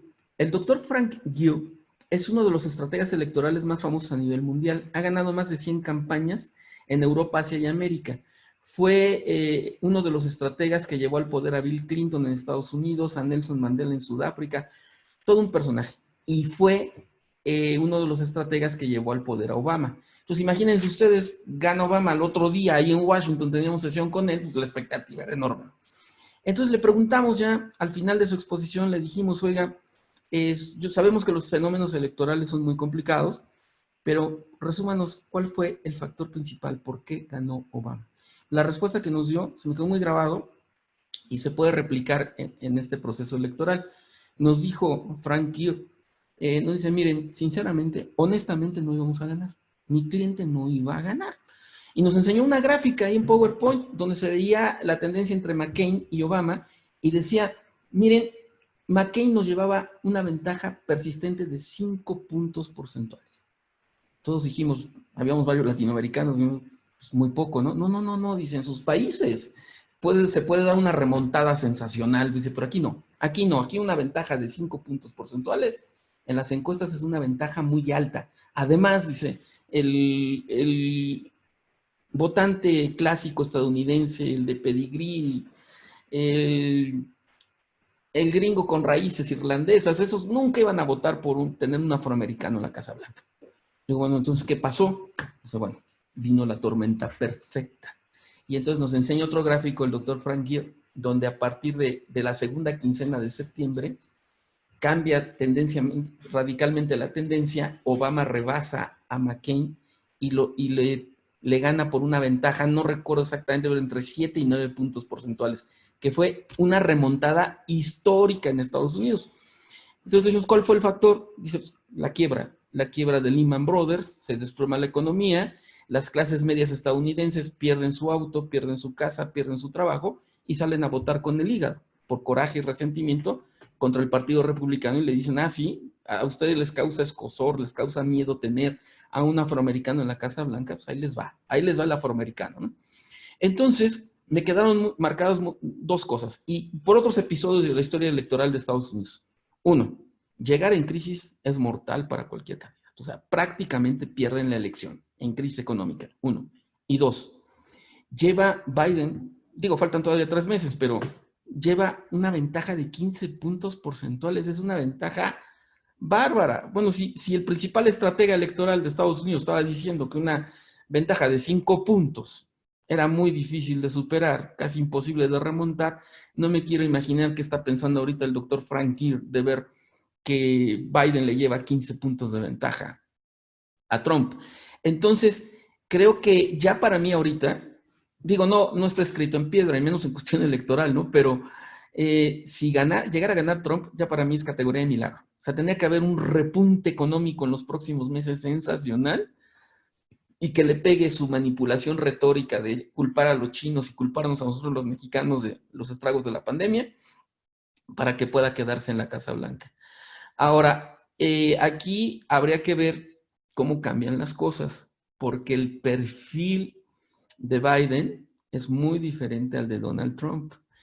Y una característica de los líderes populistas es que un líder populista que está enfermo de poder es una característica muy, muy común entre populistas de extrema izquierda, centro, derecha, tienen características muy comunes. Una característica muy marcada es que como ellos son adoradores del poder, adictos al poder, normalmente aplastan y quieren tener el control de todo, por eso son autoritarios. Pero una consecuencia psicológica que ellos traen es que si encuentran a un líder que creen superior, lo admiran y hasta cierto punto se le someten.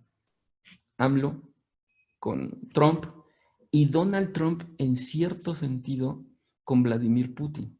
Entonces, es el liderazgo populista de Donald Trump de alguna manera ha provocado, más la estrategia política de López Obrador de nadar de a muertito, de no enfrentársele, ha provocado una relación, pues digamos, sin mayor conflicto. Pues México ha hecho todo lo que ellos han querido. La reforma laboral la dictó Donald Trump.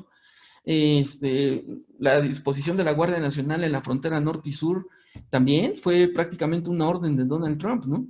Entonces, no ha habido mayor problema. Pero ya con Biden, ya un estadounidense un poco más típico, al menos no populista, ya con otros intereses, habría que ver si no hay por ahí un choque. Yo le apuesto a que el TMEC mantenga más o menos las relaciones en buenos términos, pero sí hay que estar muy al pendiente. Va a ser un cambio importante, pero sí parece de momento, si no sucede un milagro, un repunte milagroso, parece ser que sí, parece que la tiene perdida Donald Trump. Ok. Hay una pregunta de Francisco Rivera. Dice, en el probable caso del quiebre de los bancos, se vislumbra un probable Fobaproa, siendo este uno de los pilares de sus argumentos de desprestigio a gobiernos anteriores por parte de nuestro presidente. Aquí hay una cosa que me preocupa muchísimo. Primero, miren, el IPAP, que cubre depósitos de hasta 2,5 millones de pesos, números redondos, ya se quedó prácticamente sin dinero el IPAP con el rescate de Banco FAMSA. Fue prácticamente un 60% que consumieron con el rescate de FAMSA. El IPAP no tiene dinero, el IPAP depende del apoyo de gobierno federal. Si quiebran otros bancos, por pequeños que sean, la duda que no, aquí sí no tengo ninguna duda, que sí va a hacer López Obrador, va a estar dispuesto a hacer, proteger a los ahorradores de hasta 2,5 millones de pesos. Eso seguro. Entonces, personas que están en estos segmentos, que tienen su dinero en Coppel, en todos estos, no van a tener ningún problema, aún en caso extremo, van a recuperar sus ahorros. Va a ver el presidente qué hace, más impuestos, más deuda, a ver de dónde saca el dinero, pero les va a cumplir. Ahora, ¿cuál es el problema? Sí, el problema, miren, aquí tengo los datos del IPAP. El IPAP tenía 60,000 millones de pesos antes del rescate de FAMSA, y ya con FAMSA se fue casi el 60% de ese dinero.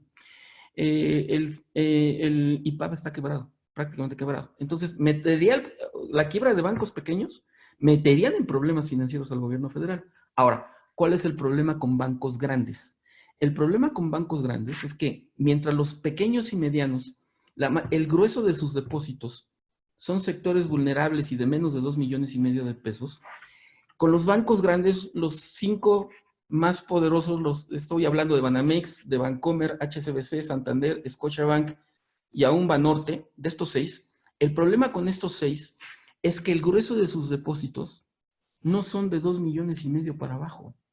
Son las grandes empresas, los corporativos, las aseguradoras y los gobiernos, gobierno federal, estatal y municipal. Entonces, en un escenario extremo, espero que no se dé, de riesgo sistémico, donde entraran en peligro los 6 bancos más importantes del país, ok, le cubren a 2,5 millones, a los que tienen hasta 2,5 millones. Pero el banco traía un problema grave y la economía también. ¿Qué es lo que me preocupa? Que el presidente ha dicho, no los voy a rescatar, que quiebren. Habría que ver porque es muy delicado que quiebren los bancos. Entonces, si López Obrador se mantuviera necio, ya en el momento en que su secretario de Hacienda le dijera, oiga, no, señor, ¿sabe qué? Si usted permite la quiebra de los bancos grandes, esto sí llevaría usted al despeñadero de la economía mexicana y sí se iría para abajo menos 15, menos 16%. Ya sería la crisis más grave en toda la historia.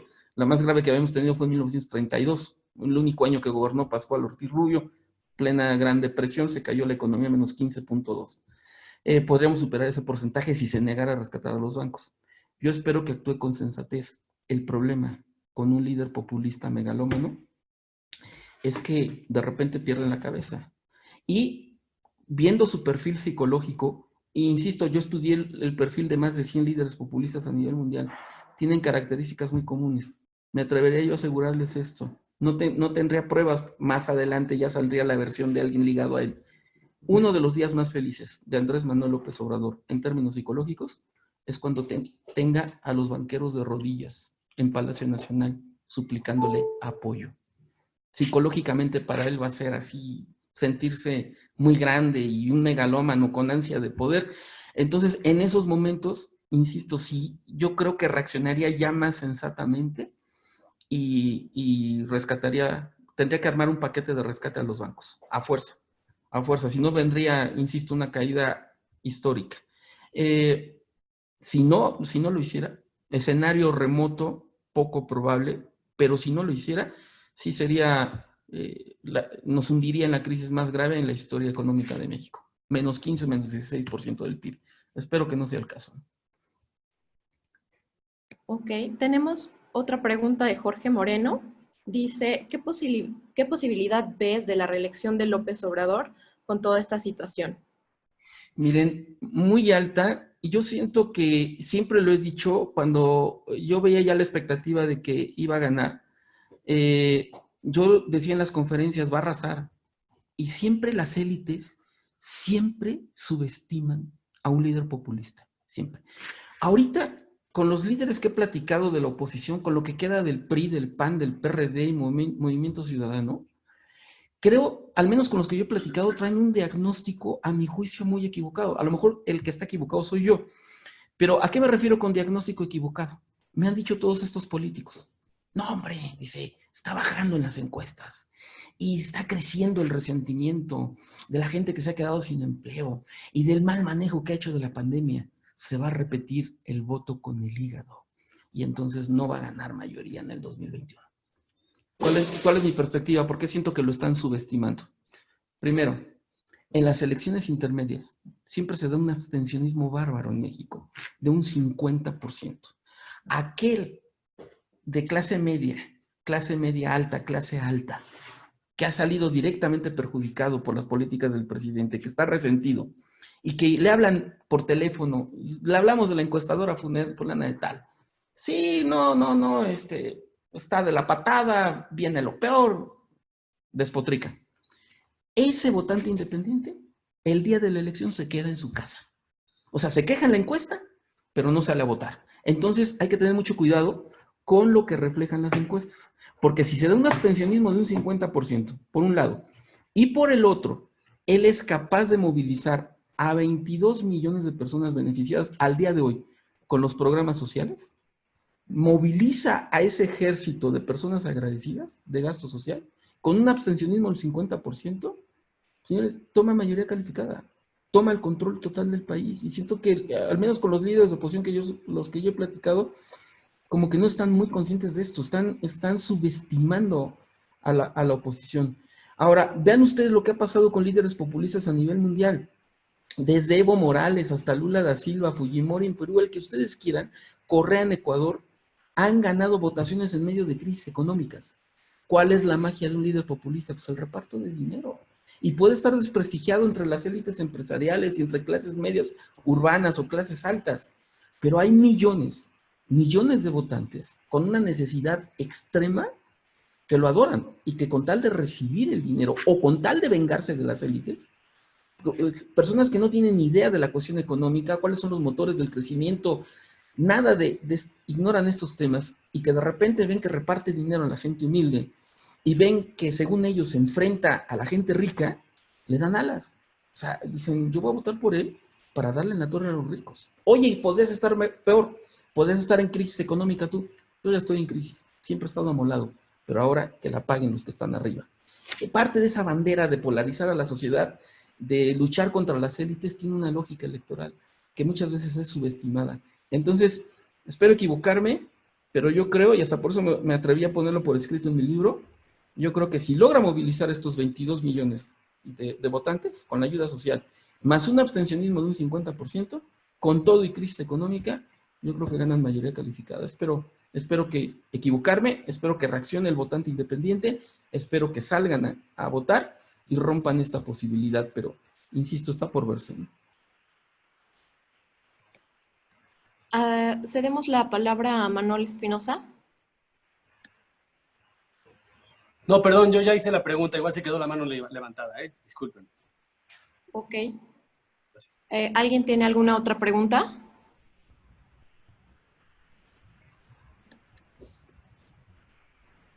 Pues parece que no, Gaby. Yo creo que entonces pues, no nos queda más que agradecerle a Eric por la conferencia. Realmente pues nos quedamos preocupados ante la situación y ante lo que en teoría se espera de la economía.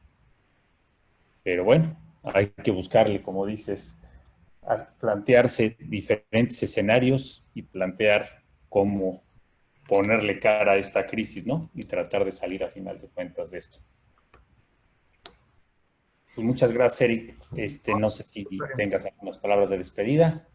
Sí. Agradecerles mucho esta oportunidad. Sinceramente espero equivocarme en esta proyección de caída económica del próximo año, pero en dado caso también estoy muy convencido de que sí va a haber un giro económico a pesar de tener gobierno populista, y lo que va a hacernos la diferencia, que no caigamos en un escenario tipo Venezuela, van a ser definitivamente los tratados y acuerdos de libre comercio, y espero que esto dé un giro importante. Una pregunta, ¿todavía? Sí, hay una última pregunta, Eric, por favor. Mi pregunta es la cuestión, si se supone que los demócratas son los comunistas americanos, ¿no? Entonces, si ganara el demócrata, ¿no crees que hubiera una conjunción más fuerte con López Obrador? En algunos temas puede haber coincidencias fuertes. Sí, efectivamente, la cuestión del ayudar a las clases necesitadas, sí, definitivamente ahí habría coincidencia, pero no hay que olvidar esto. Lo que domina al Partido Republicano y al Partido Demócrata más allá de esas diferencias que sí existen entre estos dos partidos, pero en el fondo es la banca. Entonces, los banqueros estadounidenses dominan, tienen el control total del gobierno de Estados Unidos. Digo, lo vemos de muchas formas. Simplemente el secretario del Tesoro siempre es una personalidad eminente de la banca, ¿no? Entonces, tienen el control del Congreso, tienen el control del gobierno federal, y en este contexto, un cambio radical en ese sentido, de momento, al menos en Estados Unidos, no se ve. Biden, aunque tenga este sesgo demócrata, pues también obedece a este tipo de élites. Y el mismo Donald Trump, a pesar de su populismo, de su manipulación retórica, pues en el fondo vemos, la reforma fiscal de Trump fue un apoyo sensacional a las élites que él atacaba en el discurso, ¿no? Entonces es la banca la que domina, tiene todavía los hilos del poder ahí en Estados Unidos, y en este contexto pues no habrá, desde mi punto de vista, un cambio radical, ¿no? Aquí lo que me preocupa de Biden es que no siendo un líder populista, por increíble que parezca, no tenga esa conexión emocional o psicológica con Donald Trump, ¿eh? Porque Donald Trump, bien que le tiene tomada la medida a López Obrador, o sea, recuerden ustedes esta última visita, o sea, literalmente se puso de rodillas, o sea, se minimizó y dar las gracias por no hablar del muro, dar las gracias por recibirme, o sea, fue una estrategia de negociación absurda, totalmente absurda. O sea, yo estuve el año pasado en un curso de negociación en la Universidad de Harvard, y decían los expertos allá, mira, tú, si estás sentado en una mesa de negociación, es que por muy débil que seas tú, muy poderosa la contraparte, dice, tú tienes que sacar algo. Si estás sentado ahí es porque tienes algo valioso, que a la otra parte le interesa. No te puedes levantar de la mesa de negociación sin nada en las manos. Ese es el peor negociador del mundo. Entonces fue lo que fue a hacer López Obrador. Salió prácticamente sin nada y fue sometido. Pero porque populista de derecha, populista de izquierda y el otro con mucho más mundo, pues, le tiene la medida tomada. En cambio, Biden es usando el lenguaje de López Obrador, pues es un fifí más tradicional, más de perfil estadounidense clásico, no comprende tanto la dinámica de un populista. Entonces, en última instancia, esto es lo que me preocupa un poquito, que pueda haber ciertos desencuentros, o no al menos esa empatía que hay ahorita con Donald Trump, ¿no? Pero apenas está por verse. Igual y me sorprende Biden, porque ya saben ustedes, en esas cuestiones del poder, una cosa es andar en campaña y otra ya sentado en la silla presidencial. Y Hay ya, una última ¿sí? pregunta, por favor. ¿Y cómo? Del señor Miguel Brito. Pregunta cuáles son tus expectativas para el tipo de cambio al cierre del año. Con mucho gusto. Miren, ahorita el factor crucial para mí, que podía mover fuertemente el tipo de cambio, dentro de todo lo que anda circulando, es perder el grado de inversión. Eso es lo que realmente nos podría dar, como les comentaba, una fuga momentánea, y que el tipo de cambio rebase los 23 pesos por dólar otra vez en algún momento. Ese es lo más vulnerable, lo que más estoy monitoreando, lo que más peso yo le doy como analista a una posible turbulencia del tipo de cambio. Ahora bien, aquí el problema es que no sabemos exactamente cuándo se pueda presentar. Si no se da la pérdida de grado de inversión y la situación de los bancos todavía se puede mantener relativamente bien, el tipo de cambio debe terminar en un nivel cercano a lo que estamos viendo ahorita, ¿no? Entre 22 y 22.50. Por ahí debería de cerrar, pero con estos asteriscos.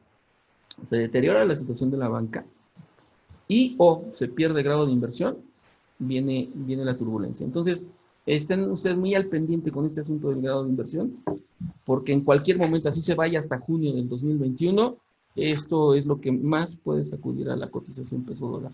Y fuera de estos casos, digo, hay otras presiones, ¿no? Está la guerra comercial con China, a ver cómo evoluciona, pero hasta hace unos meses, todavía mi nivel de piso o de soporte del tipo de cambio, para mí todavía existía alguna probabilidad de que se pudiera acercar a 19 pesos. Ahorita definitivamente no. Ha mostrado una resistencia muy, muy fuerte a la apreciación, a la baja. Entonces ya mi nivel de piso, mi nivel de soporte es 20 pesos por dólar. No menos. En el mejor de los casos, si llega a dar un respiro, pero ya poco probable. Esa sería mi expectativa.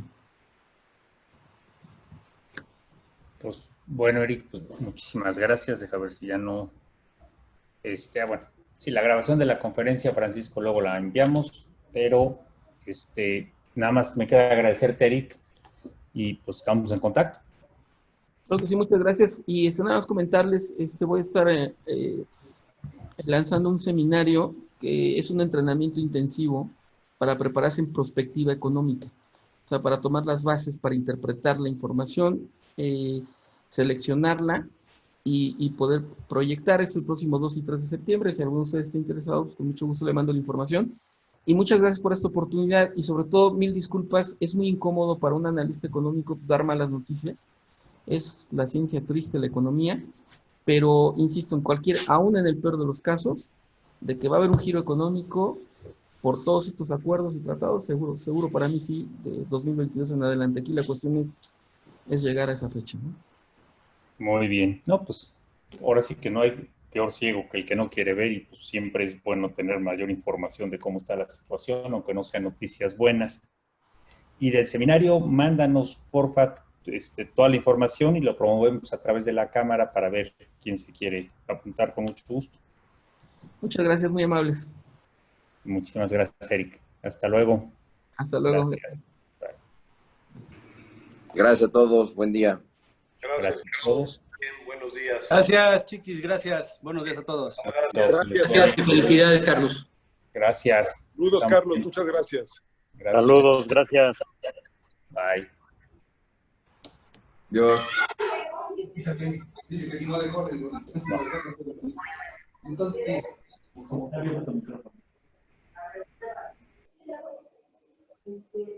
Felicidades, mijo. Muchas felicidades. Estuvo muy buena la conferencia.